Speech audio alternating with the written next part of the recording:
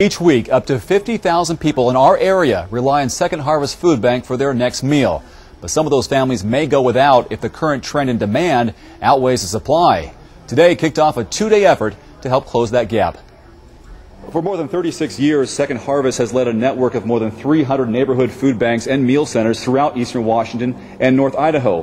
What you see here is a small portion of the more than 1 million pounds of donated food each month that goes out to help hungry people eat. Joining me now is Jason Clark, Executive Director of Second Harvest Bank, to talk about why this time of year is very important to receive donations and the fact that some of these shelves are somewhat empty. Well, this time of year really matters, if nothing else, because throughout the summer months, our neighborhood food banks have been reporting that more clients are showing up in line, which is a real indicator that we need more food in our shelves. And throughout the summer months, the food banks have been drawing down more than we've been receiving just because the cost of moving donated food has been rising so much. So we're really excited to have our first big food drive of the fall because we really need to reach out to the community this year and help us resupply Second Harvest because we're expecting 2009 may be even more challenging than 2008. Some of that attributed to fuel costs? Well, certainly. Right now, Second Harvest is spending $4,900 a week on diesel fuel and freight. That's up from about $3,200 a week just 3 years ago. And of course, for low-income families, they're facing the exact same issue. And the demand's not going down. Well, exactly. In August, we had 17,200 people come to a neighborhood food bank in Spokane. So that's a pretty large number of folks in our community, and we know that 42% of them are kids. Wow. And about 11% are seniors. And we just want to make sure that we have enough food on hand for the winter months and be really prepared for a difficult 2009. All right, Jason Clark, thanks very much. We appreciate your time. Thank you. Let's go now to North Idaho reporter Annie Bishop to explain how Second Harvest Bank is providing neighbors in rural areas with fresh produce free of charge. When the homegrown help truck rolls into town, there are no questions asked, no papers or forms to fill out.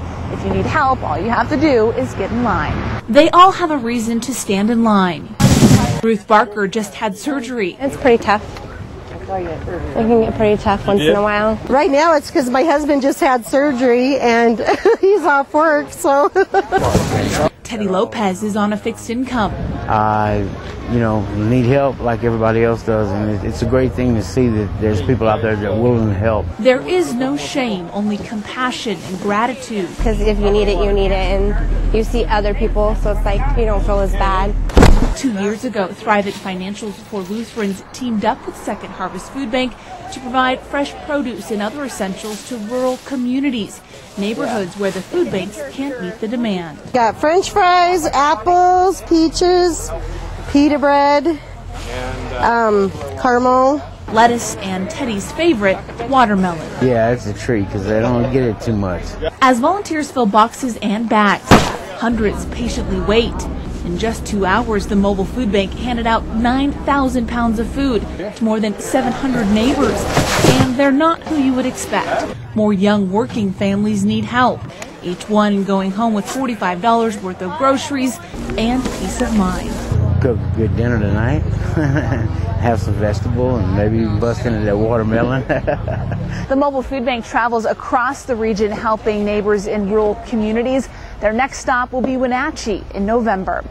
Reporting in the Silver Valley, Annie Bishop, KXLY4 HD News.